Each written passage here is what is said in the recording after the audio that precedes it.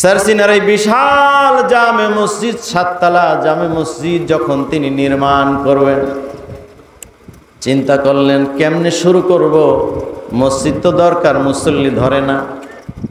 তিনি একদিন খাবে দেখলেন স্বয়ং বিশ্ব নবী মুহাম্মাদুর রাসূলুল্লাহ সাল্লাল্লাহু আলাইহি ওয়াসাল্লাম তার অসংখ্য সাহাবায়ে কেরামদেরকে নিয়ে সারসিনা দরবার শরীফে হাজির হয়ে গেছে।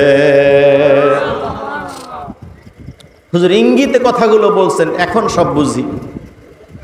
বলে যে আল্লাহর নবী সারসিনা দরবার শরীফে সাহাবায়ে কেরামদেরকে নিয়ে এসে সাহাবীদের ভিতরে আল্লাহর নবীর মুয়াজ্জিন হযরতে বেলাল সেদিন উপস্থিত ছিলেন।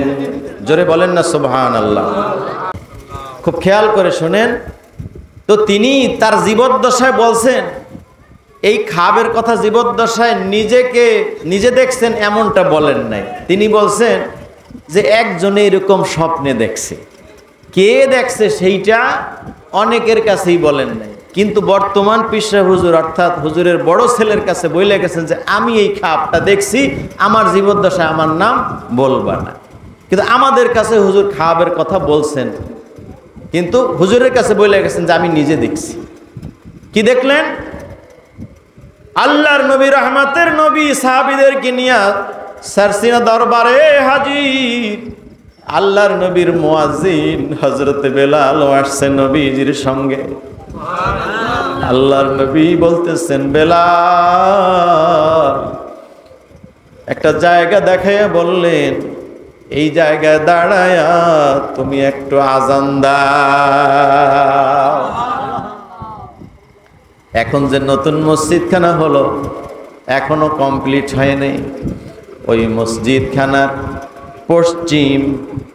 পশ্চিম দক্ষিণ কর্নারের যে সিঁড়িটা, ওই বরাবর যে প্রথম বেজ ঢালাই হয়েছে, যেখানে ওই কলমটা যেখানে দাঁড়াইছে, আল্লাহর নবী ইশারা করে বললেন, বেলাল, ওই জায়গায় দাঁড়াইয়া তুমি একটু আজান দাও।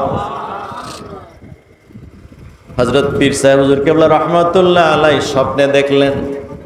স্বপ্নে দেখে সকাল বেলায় ওই জায়গায় যাইয়া, যেই জায়গায় নবীজি বেলাল রাদিয়াল্লাহু আনহুকে দাঁড়াইয়া আজান দিতে বলছেন, সেই জায়গাটা চিহ্নিত করে সমস্ত মুরিদানদেরকে নিয়ে তিনি মসজিদের ভিত্তি স্থাপন করলেন, ভিত্তি কাজ শুরু করলেন। ওই বেলাল রাদিয়াল্লাহু আনহু যেখানে আজান দিলেন, আল্লাহর নবী পাশে ছিলেন, ওই জায়গা দিয়ে মসজিদের কাজ শুরু করলেন। জোরে বলেন সুবহানাল্লাহ, নারায়ে তাকবীর।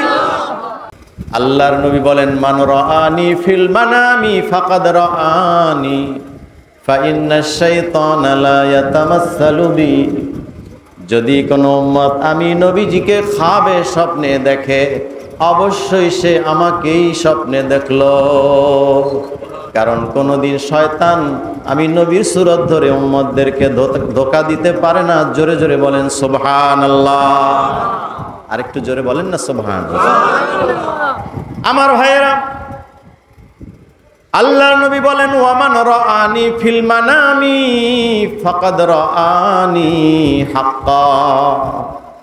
যেই উম্মত স্বপ্নের ভিতরে আমি নবীকে দেখতে পাইল, হাসর ময়দানে সেই উম্মত আমাকে অবশ্যই দেখতে পাইবে। অতএব নবীজিকে স্বপ্নে দেখা অনেক দামি জিনিস, এটা সবার কিসমতে হয় না। আল্লাহর ওলির দেশের মানুষ আপনারাও আল্লাহর ওলি। আজকের এই জান্নাতের বাগিচায় বসে আল্লাহর দরবারে আমরা দোয়া করব, আল্লাহ রাব্বুল আলামিন আপনি আমাদের প্রত্যেককে আপনার বন্ধু নবীর জিয়ারত স্বপ্নের ভিতরে দান করেন। বলেন আমিন। আরেকটু জোরে বলেন।